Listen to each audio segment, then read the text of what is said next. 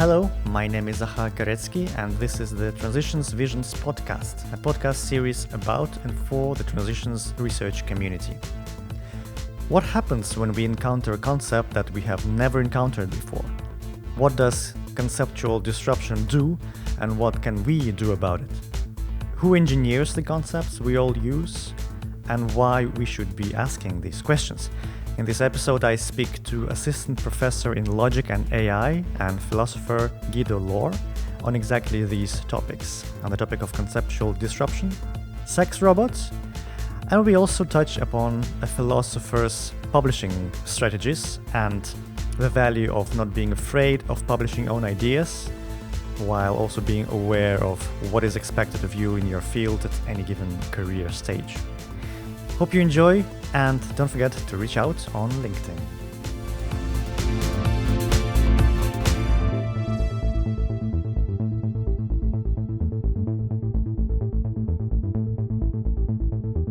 Hi Guido, thank you very much for joining. Guido Löhr, Assistant Professor in Logic and AI from the Vrije Universiteit of Amsterdam. Hello. Hello, and a philosopher known for his work on conceptual disruption. Yes. So I'm going to jump straight into the discussion on transitions and the relevance of transitions here. So technological change during transitions, it enables a shift of how we understand certain phenomena, or certain events change the way we see technology. So nuclear plants after nuclear disasters, or our understanding of certain phenomena when commercial planes appeared, international travel, the meaning of international travel became easy. It also changed the meaning of international travel.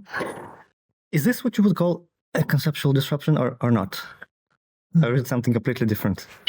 So my a famous German poet called Heinrich Heine, he wrote a newspaper article in the 19th century about a train connection between Rouen in Normandy in France and Orléans, which would probably have taken him many hours, maybe days, without this train connection. And now in the 19th century, it would take him just a couple of hours.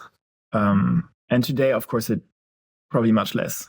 And he thought in the 19th century that would change the concept of distance, because now distance, like the distance between Rouen and Orléans, would be a completely different kind of distance in terms of time, because of this new train connection. And he thought this was completely conceptually disruptive. It would completely change and disrupt what we consider a great distance.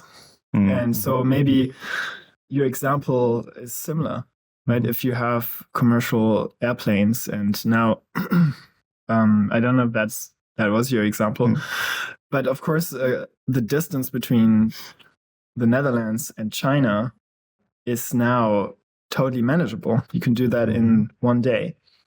But 100 years ago, it would have been a very, very long distance. So I would consider this a little bit of a conceptual disruption as to what exactly is a long distance. The concept of long distance would be then disrupted. Yeah.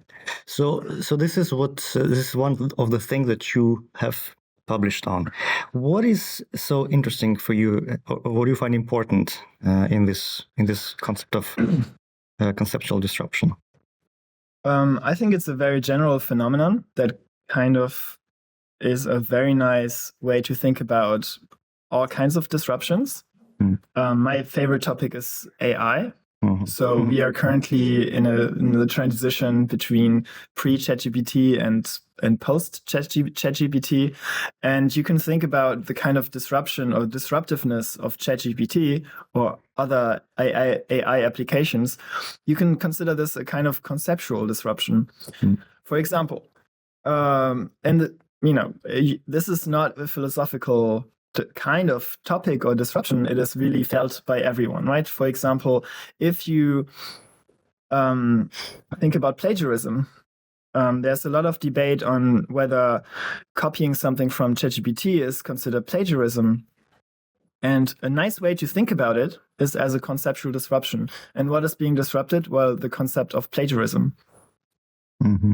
Or the concept of authorship is being disrupted right now. So you can kind of think about a lot of current topics as ways of disrupting concepts. Mm-hmm. And what I think, so if you ask me what do I mean by conceptual disruption, it's really just a kind of uncertainty as to what a word applies to correctly. So for example, now we have AI, and we want to know, does the concept of authorship or the word author apply to AI or not? Or can it apply or not? So that is basically the kind of, once you ask yourself a question as to what do I call something, what do I classify something, that would be a conceptual disruption. Mm-hmm. Or you can also, I guess you can think about the hybrid work and then what is work after COVID. So this kind of, but exactly, what is work after COVID? Yeah. You might think, what is, what is work in the 21st century after COVID? Is the kind of things we are doing right now. If you ask yourself, is the kind of thing we're doing right now at university, after work, doing a podcast, is that part of your work or is it not part of your work? That would be a disruption in the sense of you're not quite sure of what to call this. Yeah, and then you observe this phenomenon and throughout history, right? Or is it more you focus on the recent cases? Yes, so there has been conceptual disruptions for as long as there was language, I would say. Whenever there's a new technology, you need to know what to call it, what to classify it. So then you usually have a lack of concept, or maybe you have two concepts that are equally applicable and you need to pick one. So I think conceptual disruptions has been, around for as long as there has been language, which is a very long time. Yeah. What other thinkers have been studying on this phenomenon? Have you? I think it's just a nice term, a nice way to think about maybe all of philosophy. So all of philosophy is just thinking about concepts, I would say. So if you have Plato wondering what is knowledge, that is, kind of Plato disrupting our ordinary use of the term knowledge and trying to reflect on it and thinking about what does it apply to. So I don't think conceptual engineering as a conceptual disruption as a topic is really new. It's a nice label to think about all kinds of different ways to reflect on language. But you mentioned these technological causes of contemporary or recent conceptual disruptions. Is something that you would flag as the key? So technologies are always the causes of disruption, conceptual disruption? I think technological change is probably one of the key causes of change. So a lot of people have argued this, that social change often comes after a new technological revolution. For example, the Industrial Revolution introduced new technologies, and this caused then or made certain social changes possible. And I would say that is probably one of the main drivers of a conceptual disruption, because maybe one thing to understand is concepts are not just ways of speaking, they are also ways of creating affordances or making things available to you, actions available to you.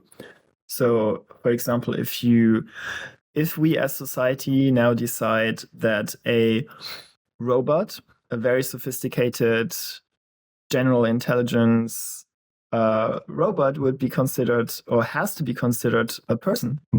in the sense that it's not just a choice whether you consider it a person or not, but as society, you're kind of like as an individual, because the norms have changed, you as an individual have no choice but to treat and classify the robot as a person. Then by classifying it as a person rather than a tool, you are no longer entitled to treat it as a tool. You then only committed, you're obligated to treat it as a person. So that means you're not entitled to just sell it, because you're not allowed to sell persons. Oh, so this reminds me now from from STS, the technological scripts. Yeah, I think it's very much the same idea. Yeah. The differences in terms of classification generates different scripts, right? So if you classify, for example, scripts are often associated, like the good example of a script is in a restaurant setting. So if you have a business, if you classify your restaurant visit as a relaxed kind of dinner among friends, that creates a different set of expectations, so different norms, different scripts, compared to if you classify it as an important business dinner. And that's how classifications are, not just abstract philosophical ideas. They actually enable, they create certain options for action and exclude others. So in a business, if you classify your dinner as a business meeting, you would probably not be entitled to make certain jokes, but maybe you would prefer to order wine rather than beer. But if you classify it as like a friendly, relaxed evening among friends, then you have many more options of action, but you're also excluded to other things. So you would not be entitled then to talk about work too much or make important negotiations, because that's not the setting, right? It's a different script. So depending on how you classify things, different options for actions become available. And classification of things is part of conceptualizing them. Yeah, that is the same thing. Okay. Yeah. So if you conceptualize something, that it means you're classifying it under a certain classification or label or concept. Yeah. If you're talking about conceptual disruption, does it mean that you are also have a broader agenda, in the sense like theoretical or philosophical agenda, to also talk about the inverse process of, you mentioned engineering, conceptual engineering? Is that connected to the inverse of disruption? Yeah. So once you have a disruption, once you are no longer sure how to call something or how to classify it, then you probably immediately go into the step of trying to find a solution. And that would be called conceptual engineering. Right. So imagine you have a very difficult decision to make. Should you consider your student essay? Should you consider it plagiarism because it was most likely written by AI? Or should you maybe consider something classified as something else? Because plagiarism fits. The person did copy something from another machine, but not another person. So normally the concept applies to taking ideas from another person. So it doesn't quite fit. Right? That's the disruption. So, but other concepts, like maybe, it's not the same as just going on Wikipedia and trying to summarize something from Wikipedia in your own words. So it's different from that too. So you try to find a solution, and trying to find a solution is to do conceptual engineering, according to me. So according to what I think conceptual engineering is trying to find new classifications, or maybe even assess existing ones and think, reflecting on them. And then depending on the decision you make here, the conceptual decision, you commit yourself to a certain set of actions. First of all, where does conceptual disruption take place? And I guess conceptual engineering, where does it take place, and who are the actors there? So I make a very broad distinction between two broad realms, personal conceptual disruptions and social conceptual disruptions. And in the personal realm, it could be as simple as, for example, not knowing what something means. So imagine you are very confused by the term trans person. Yeah. Right? Or just in general. Very confused. If you're confused just in general, probably you're conceptually disrupted a lot. Yeah. So you're just confused about what a word means, like trans person. Mm-hmm. I might not know what that means. The news, everyone talks about trans people, but I don't really know how to apply the word and what follows if I classify someone as a trans person. So that'd be like a personal disruption, because I know it has to do with women and men, but isn't that, I know how to apply the terms women and men, but suddenly someone tells me, oh, you're not allowed to call this person a man, you should call this person a trans person. So I'm confused, I'm conceptually disrupted. And overcoming this often involves learning. Learning and putting yourself in another person's shoes, trying to understand where does this concept come from, why is it important, understanding its function. But the kind of topics we've been talking about earlier about AI, that it would be probably a social disruption where a decision hasn't even been made on a social level. And this is something a person alone cannot decide or engineer by themselves. That usually takes a societal process, or in a democracy, ideally a democratic process, trying to understand that a process that probably is very controversial, involves a lot of fighting, activism, can take many, many decades for a solution to be agreed on or simply enforced. So, but yeah, there's these two domains, the social realm and the personal. And I guess it also has some connotations with education. So you're learning new concepts and trying to unlearn what you have learned before. I think conceptual disruptions are very painful and difficult for a lot of people. And that is also something as an academic, sometimes it's maybe we are too used to conceptual disruptions, especially if you study the humanities, you're probably being conceptually disrupted all the time. And especially in philosophy, you're encouraged to disrupt conceptually. You're encouraged to ask, what is knowledge? What does knowledge apply to? And then you're encouraged to criticize another person's definition, for example. So in education, that is often what happens. You are being conceptually disrupted once you go to university, but also in high school. And then education, I mean, when I talked about, what is a trans person, it takes a lot of education sometimes to understand it. You need to ask maybe someone who is an expert, someone like a friend, for example. Can you explain that to me? Someone you feel safe with to ask these kind of questions. You can ask ChatGPT. I was invited to talk about education and conceptual engineering.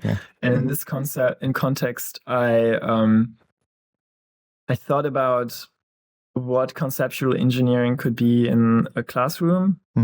And there you could teach people.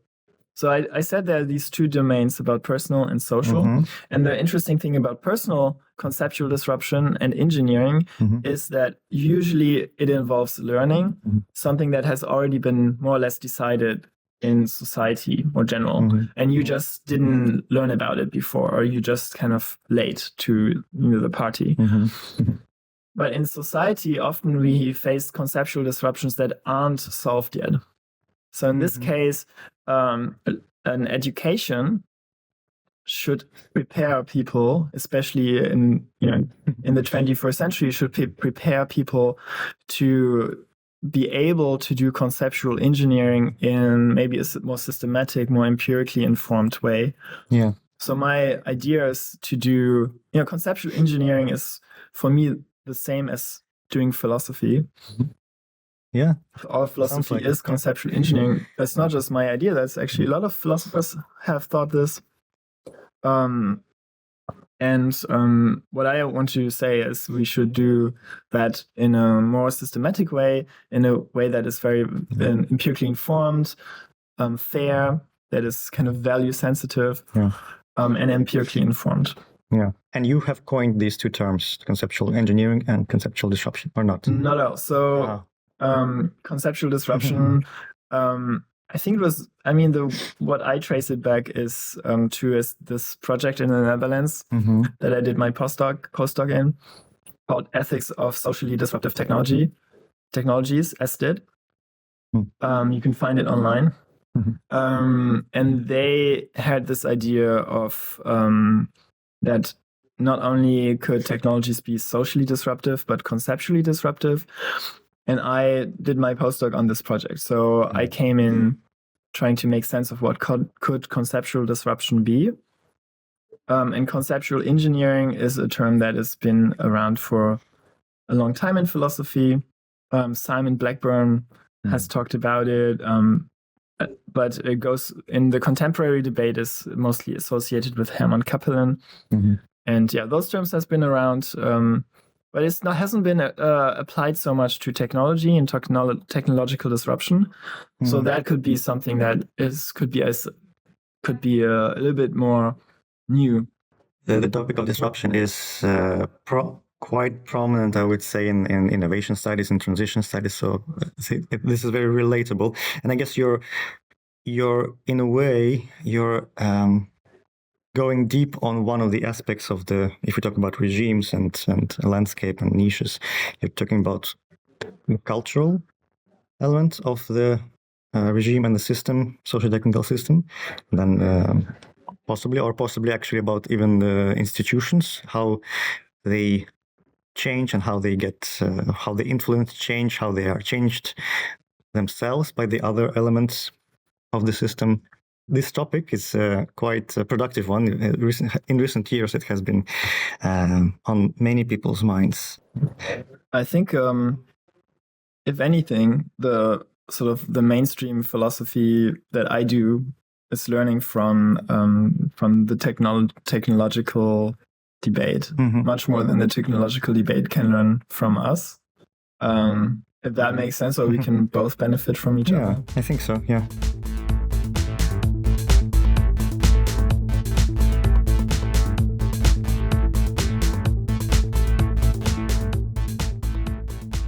How do you know when a concept has disrupted?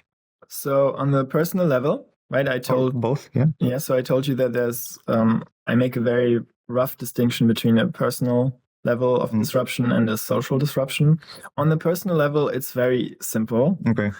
As soon as you are not sure how to apply something, a word, how to apply a word, how to classify something, what to do, once you know how to approach a tool, whether you personally, if it's something you just don't know how to call something, or what a term means, or what in the 21st century a person is, or what a good term paper is, or what plagiarism means. Whenever you have these kind of feelings of uncertainty of what you call something, that would be a conceptual disruption. So that is a really simple test. I think on the societal level, I wanted to do an empirical study on this. I am not sure how to actually do it, but that would be part of a bigger project on this. I think an empirical study on how to test conceptual disruptions. That would be interesting. But in general, I think it would be very much a similar test from the personal one. So whenever you have a newspaper article wondering whether ChatGPT is a moral agent or has consciousness, that would be kind of I would say a question that society is asking that is a conceptual disruption. Or you have legislators asking now in the EU, should we do about authorship and generative AI? That would be, those are really simple ways to detect these kind of questions are always conceptual disruptions. So I'm not even sure we need a test. I think it's probably usually quite obvious. But what I think is quite interesting is to maybe find a way to predict future conceptual disruptions, or predict how a conceptual engineering decision would go. So how could you predict whether people are going to classify a ChatGPT as an author in 20 years, or whether it's much more likely that it won't be classified as an author? So I think that could be really interesting, not necessarily detecting. That's also interesting, but I think predicting where concepts go could be quite interesting. Where concepts go. Is there such a thing as a disrupted concept? Because you can talk about abandoned technologies or phased out technologies. And I wonder if something exists with concepts like that. Abandoning concepts? A concept that is disrupted. Is it just can we find it somewhere? And we say it's disrupted. So concept is this very difficult term that everyone means different things by. Okay. I don't like to use it personally. So I much rather talk about classifications or just simply words. So just the word author has certain implications, right? Again, it is not everyone can be classified as an author. I have to have written something to be an author. And once I am classified as an author, once someone is entitled to apply the term author to me, then something else follows. I have certain rights to my text, and I can sell my rights. Yeah, then it becomes practical, physical almost. So there are these kind of rules of applications and also consequences of applications associated with words. And these systems are what some people call concepts, but it's just nice to also say what exactly we are actually talking about, which is what can you apply a word to and what follows from these applications. And so if you don't want to talk about concepts, if you feel like that's too abstract, you can just talk about words and applications and consequences. Yeah. My question, I guess, then, in this case, my question was about disrupted words, disrupted classifications. Can we actually observe them somewhere and point out that they are disrupted? Yes, I think you can point to a newspaper article, a discussion. Trade journals discussion. You can, just as long as there are people having conversations about how to classify something, that would be a good instance of something like a conceptual disruption. Yeah, that even immediately reminds me of like expectations and the role of expectations and how they are traceable through media, let's say. What you could say is that a conceptual disruption is just a nice term for a change of norms or a norm disruption. And norms are often understood as expectations. So so I expect right now, that you expect that I'm not gonna throw your coffee like in your face or destroy your computer. Or, you have all kinds of expectations, and they are often correlated with, or they even constitute norms. And what we've been talking about are disrupted conceptual norms or linguistic norms. And if norms have to do with expectations, which they do, then it will be also a disruption in terms of what can I expect you are going to do, and also what can other people expect of me that I'm going to do. Concretely, let's go back to AI. So the one problem about conceptual disruption is if you have a student who has written a paper with AI, the expectations about what's going to happen are not clear. Not to you, not to the student. That's why sometimes, even if a decision is bad, even if the university makes a decision that isn't really ideal, we still urge for these decisions in order to have clearer expectations what's going to happen. So if a university says, if there's one case or like even a 10% chance that this paper has in any way been written, at least partly, or even informed by ChatGPT, that is an immediate fail. So you might say that is a bad rule. We should also teach students to use generative AI to learn, to use, because they will use it in when they are in the real world in a company, they will use generative AI, and if they don't, they'll have a competitive disadvantage. So you might say that's a bad rule, but as a teacher, this rule is probably better than no rule at all, because if you don't have any rule, what's bad about that is that the expectations are not clear. Like what am I entitled to do with the student? What is okay to do? And if I have a higher institution who makes a decision, I can always refer to this institution and say, I'm off the hook. I will fail you, but that's because it's university policy.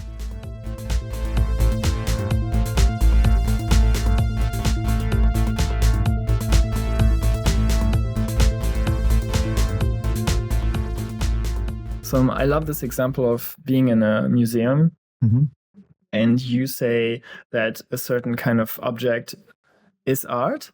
Yeah. And I say, no, that is not art. Okay. Right? So.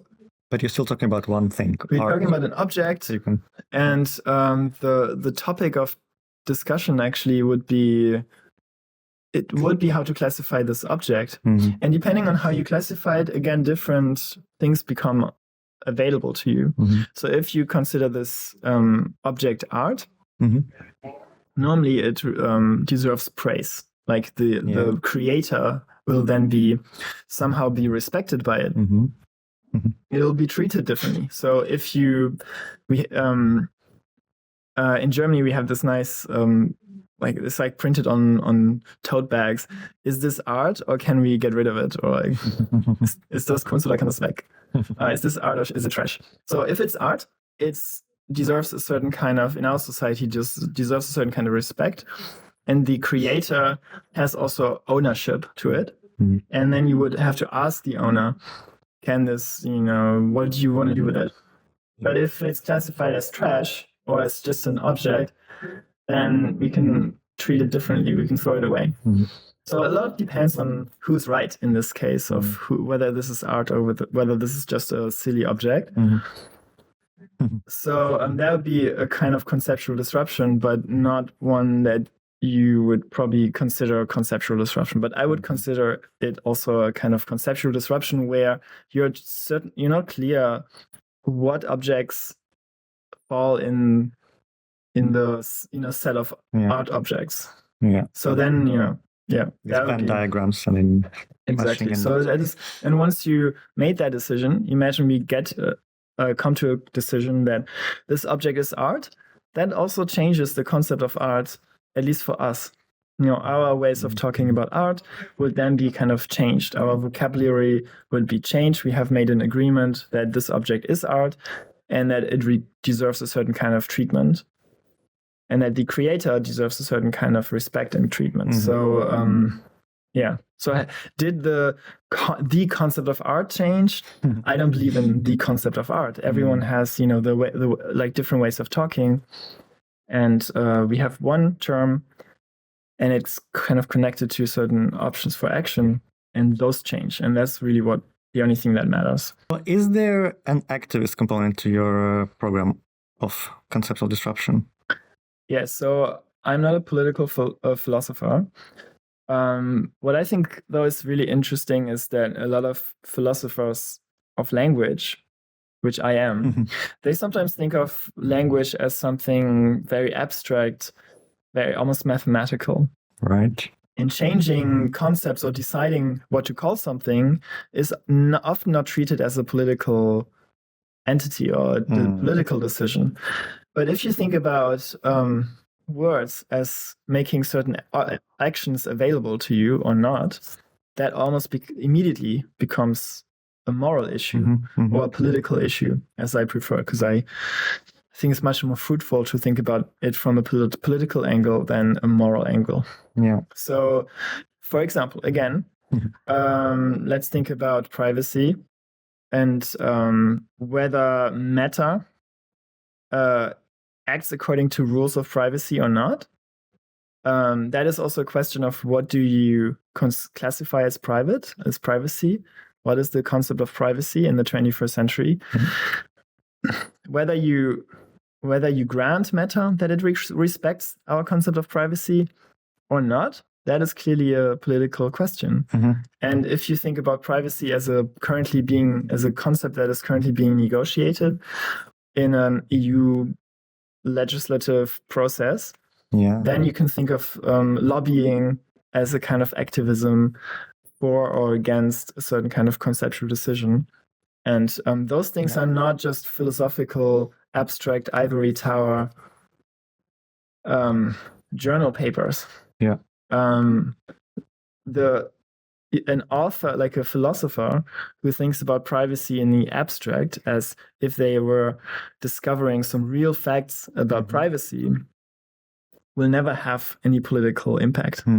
And I think we should be much more interested in the kind of political aspect to concepts. So where do you want to take conceptual disruption, the topic, further on? Do you call for anything with this? Yes, so I think one of my areas of expertise, if you can call it that, in philosophy of AI, I think there's currently a lack of method.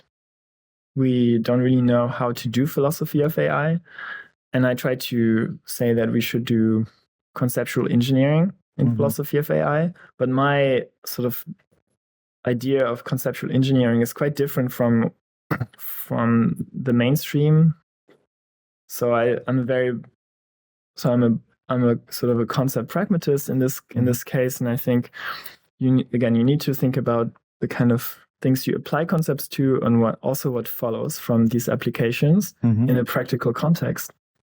So if you do philosophy of AI, I have developed a kind of methodological framework to solve questions like, can AI be an author? Can AI be a colleague? Can AI have consciousness? All these questions are currently being discussed, but in a way that is a bit not methodological, not systematic, in my view.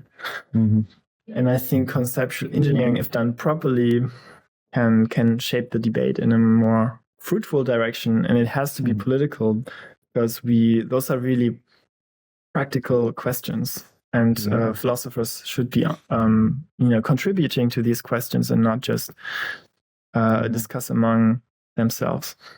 I think the mainstream view in how to do philosophy in analytic philosophy, so which is a kind of mainstream philosophy approach or school in the West, in Europe and the US especially, or especially Northern Europe and the US and UK, is often as a more less focused on practical questions and much more focused on, when it comes to conceptual engineering, much more focused on trying to understand very abstract questions about whether you can change a concept, or whether you change just a conception of it, or whether you can change the topic by changing a concept. So very quite abstract discussions. And yeah, I do think I'm not the only one who does that, of course. There are great people like Amy Thomason, who I'm really a big fan of. Who try to think about concepts as much more practical, much more part of social structures. Another person who's in this debate is Sally Haslanger, who would also defend something like that. I wouldn't say it's necessarily the majority of people who think in these terms, but I'm definitely not the only one. And does conceptual engineering take place in society? Yes, it's currently taking place. And again, I think we do it in a way that isn't, as philosophers, we are not part of these discussions, because we think about we basically only talk among each other. Okay, and your point is that philosophers need to contribute with sources. As experts on concepts, we need to be much more involved and think about different practical solutions to practical problems, rather than trying to capture the essence of privacy. We should think about really, what is privacy? What is its function in society, and how should its function be? Maybe one message to the philosophy audience would be that philosophy is not as detached from the world as we sometimes think it is, and that every choice that we do in philosophy, every action is always either contributing to moral progress or to a kind of conservatism, or doesn't make any difference at all. There are all kinds of different ways to think about moral progress. Since I don't believe in some morality outside of us or moral facts outside of us, or I just don't, maybe if it exists, then I don't really think about it so much. I think morality is always done via classifications. Right. So if you think about conceptual change, it is always a moral change. And then my very simple idea about what progressive change is just change that is in the favor of whoever's, like, so if my value, I have certain values, everyone has certain values and beliefs. If morality, and I'm going to say in a second what I mean by morality, if sort of the kind of ways of classifying things change in ways that are more aligned with my values, for me that would be progress. In your, you mean your, like, relative to my or values, or relative to my personal values. Okay. Of course, what I consider progress, someone who has a different political set of values or ideas or goals would consider this regress. So I think, yes, that is what I mean by progress. Just I don't have a very metaphysical view about these things. I just think, that's just what we call progress, something that is more aligned with our goals and values. So it's relativistic. Anyone who talks about moral progress in this sense talks about their own ideas of morality. So I'm not a relativist.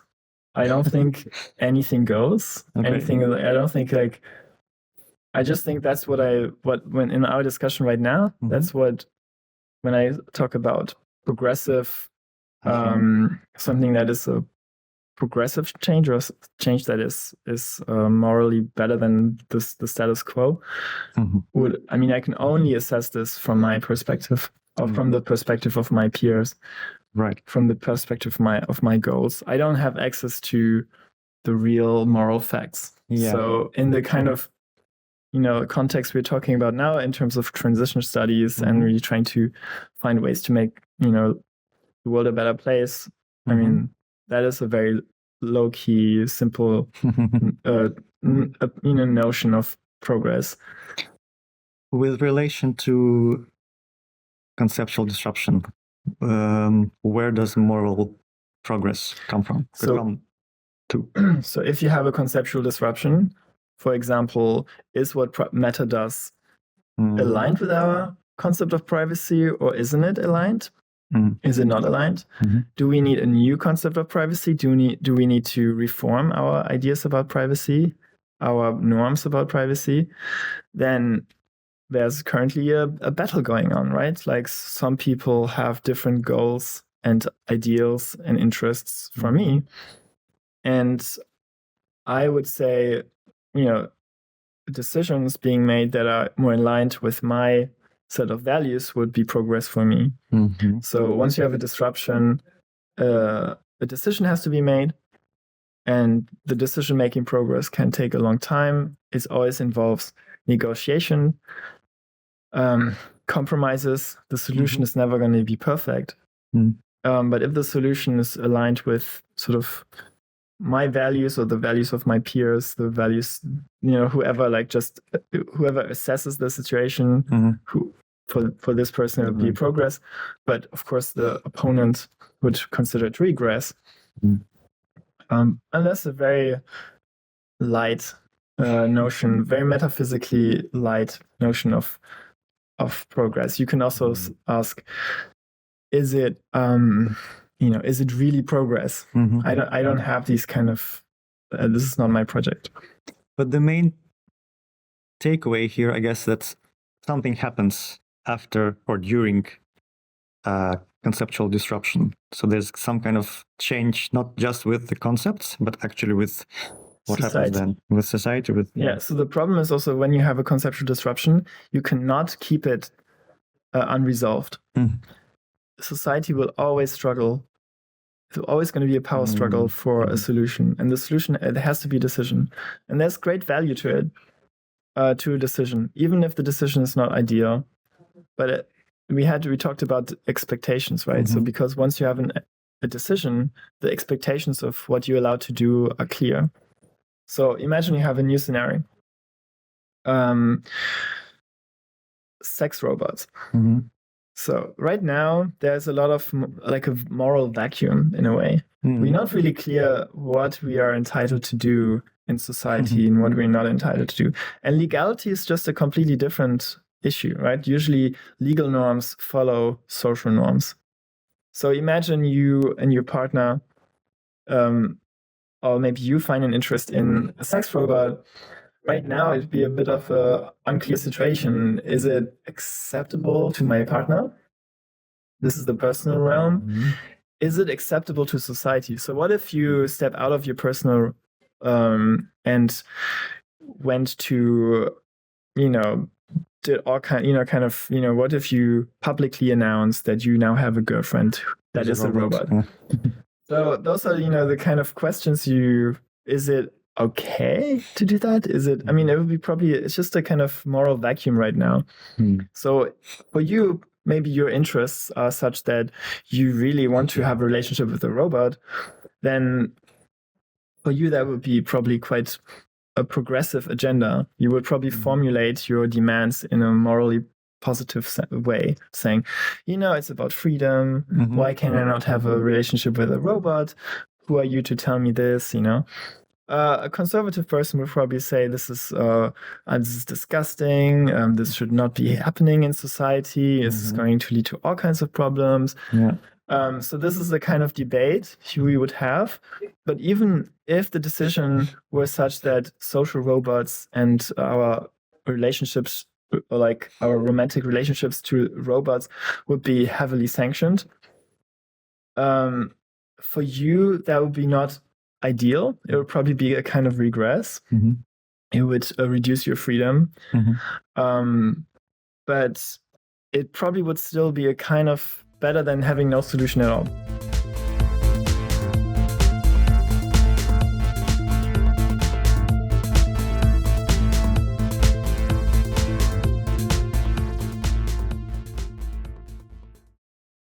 I'm thinking of what you're describing, and I'm thinking of the multi-level perspective, but only with concepts. So there's a selection process happening when you have many, many different, in this case, new words and let's say new concepts. Yes. And some of them a lot of them are on the fringes of what is accepted. And there are a few that are mainstream. Maybe I could describe it as a small niche that creates a new product. Let's say Silicon Valley, which goes against, which is novel and goes against the norm. Okay, so like a robot. That's like maybe a little company building a very, very realistic sex robot. In some place in the US. Like let's say in Texas. So then there's the second level, which is what? The regime. So that would be the dominant rules, dominant way of doing things. Yes. So I would say then, for example, since it's not since we're talking about disruption, I would say even the mainstream hasn't figured it out. There's no clear norm as to how to treat this sex robot.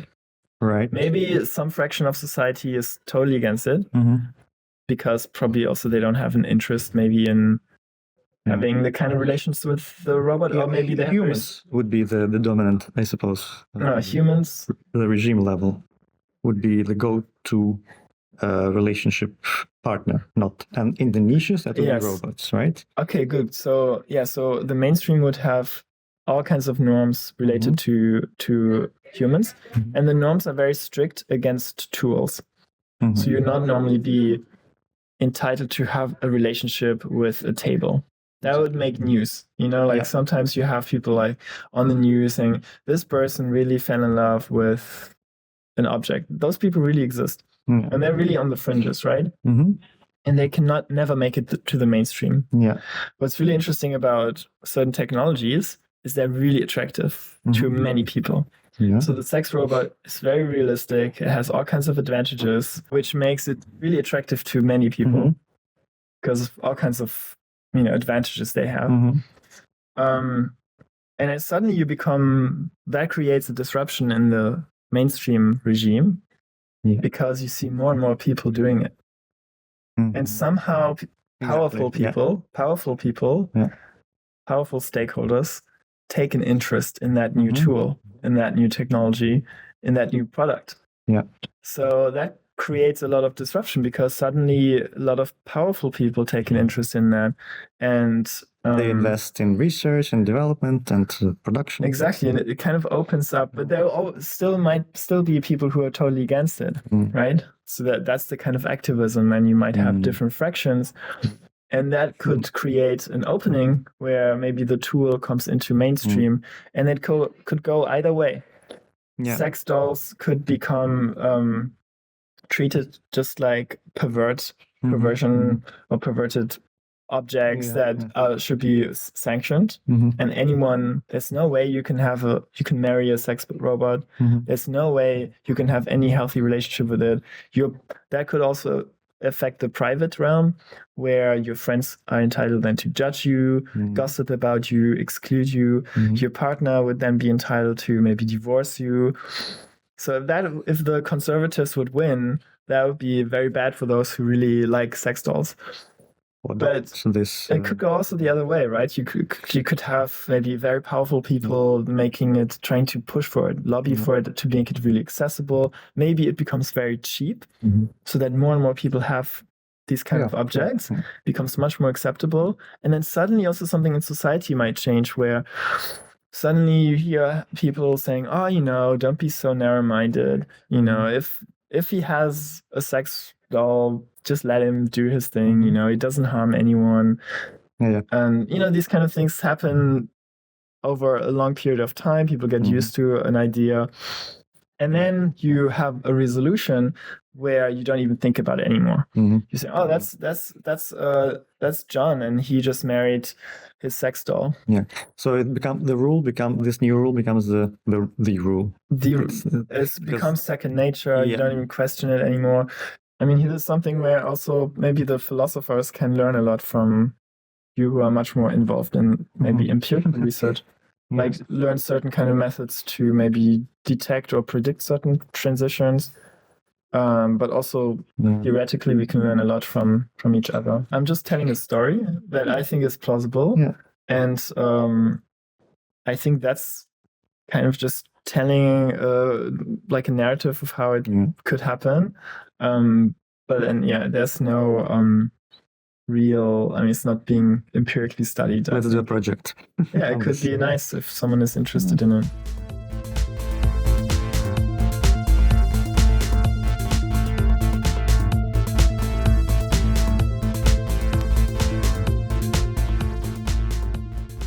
You published a couple of papers, very curious ones, on joint action, right? I'm wondering what's the recipe for good and even excellent joint action, so collaborations. Any joint action has a shared goal, or multiple ones. So right now we have a shared goal of trying to record a podcast.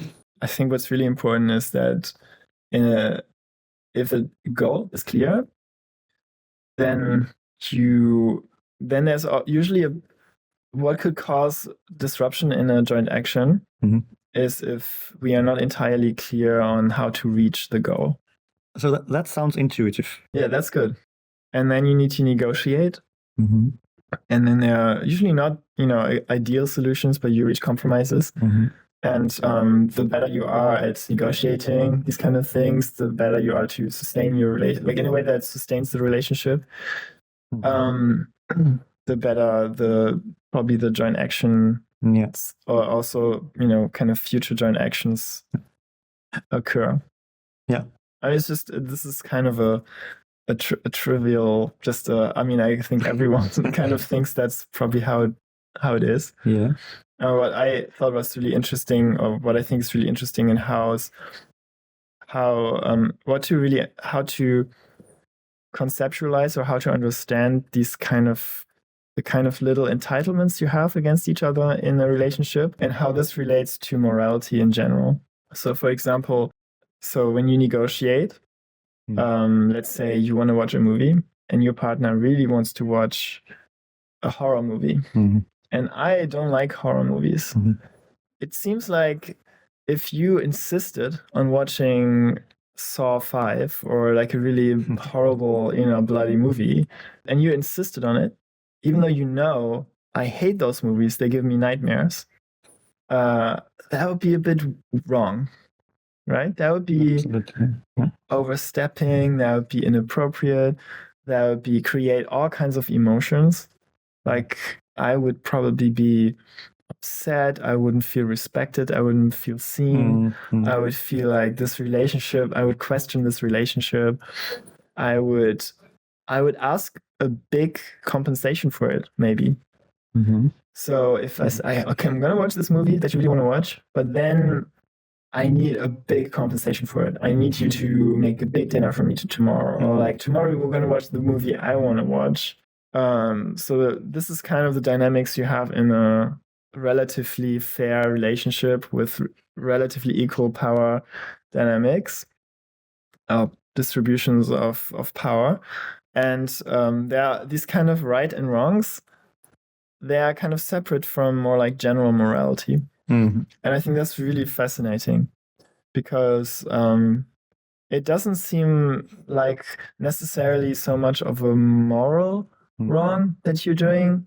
It can also be a moral wrong if you really insist on watching your horror movie and you try to manipulate me and do all kinds of shady stuff. That would be morally wrong. But also, just in terms of the goal we have, it doesn't contribute to the goal.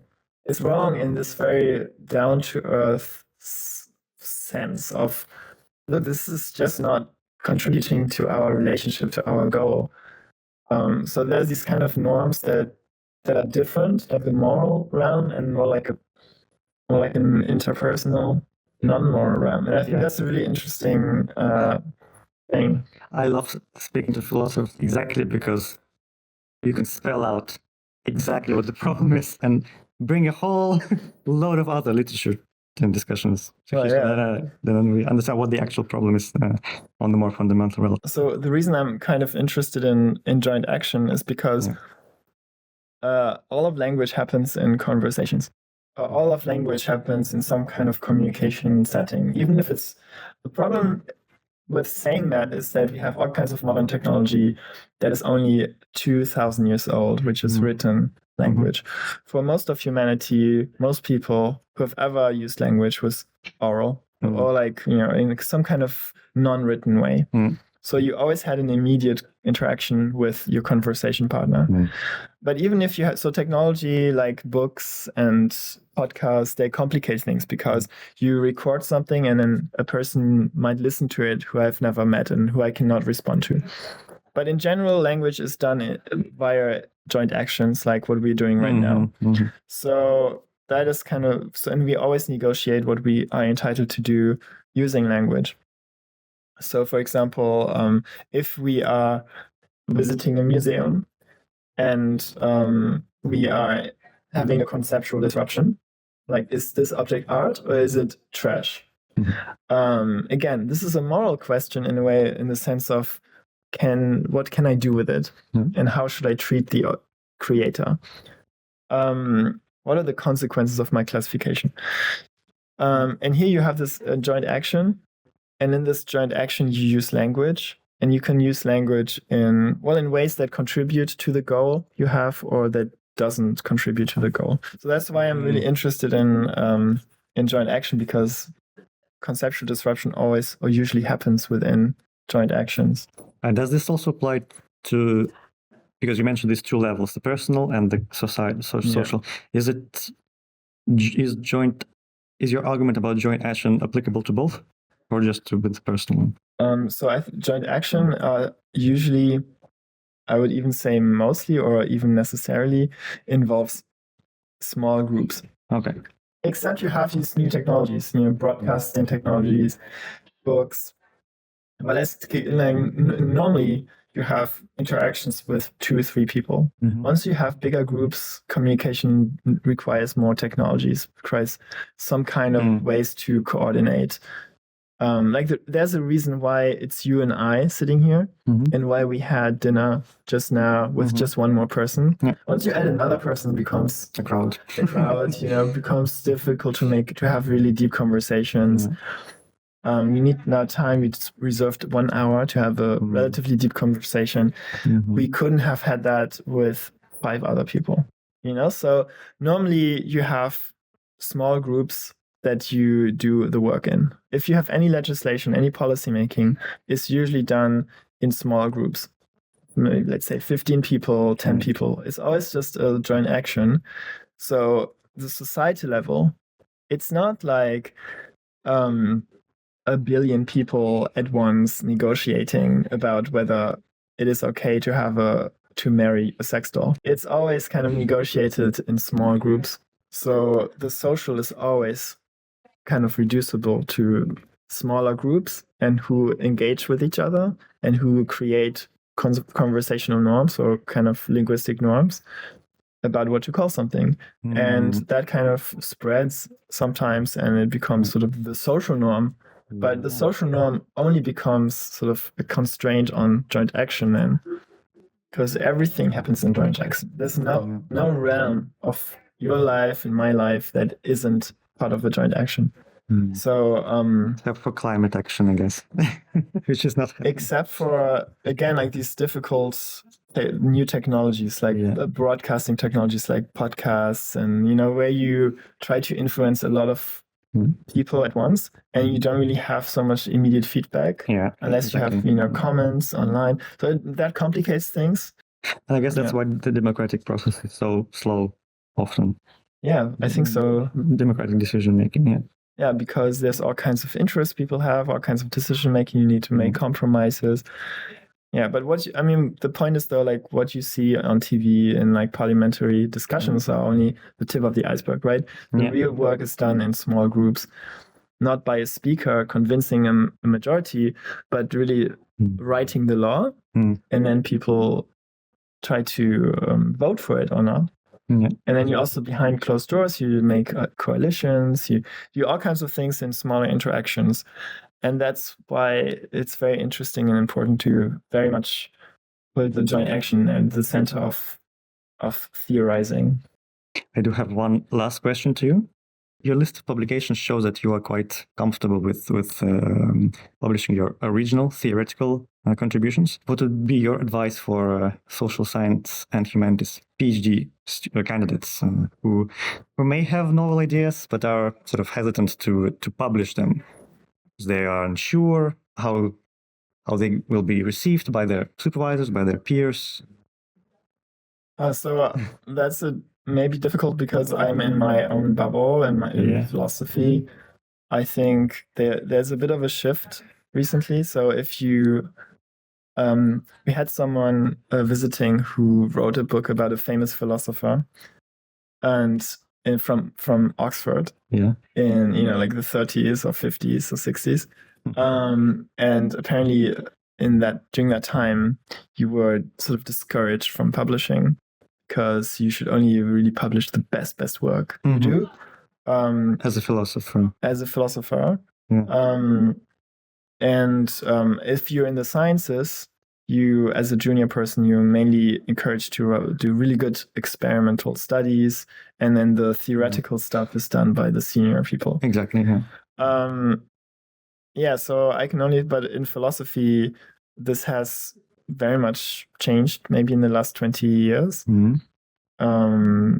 People used to be discouraged from publishing before finishing their PhD, but since it's become extremely competitive, usually, at least in my field, it's a huge advantage if you at least have one publication, peer-reviewed publication, when entering the market, when applying for jobs after your PhD. Yeah. So because you'll compete against 200 people from all around the world who probably have very good, or maybe come from better institutions and more prestigious places.